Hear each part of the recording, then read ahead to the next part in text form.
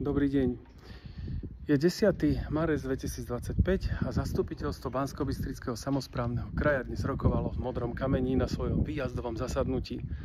Na úvod zasadnutia pán Malatinec oznámil, že sa vzdáva funkcie vicežupana a následne sme menovali novú vicežupanku, pani Boženu Kováčovú.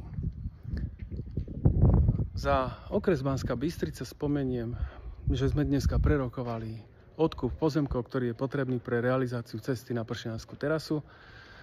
Prerokovali sme realizáciu a schválili sme realizáciu cyklocesty Banská Bystrica Vlkanová Sliač v prvej etape.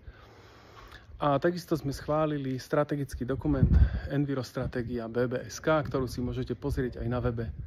Pozdravujem vás z krásneho prostredia Modrokamenského hradu a sľubujem, že sa ozvem na budúce s ďalšími novinkami. Dovidenia.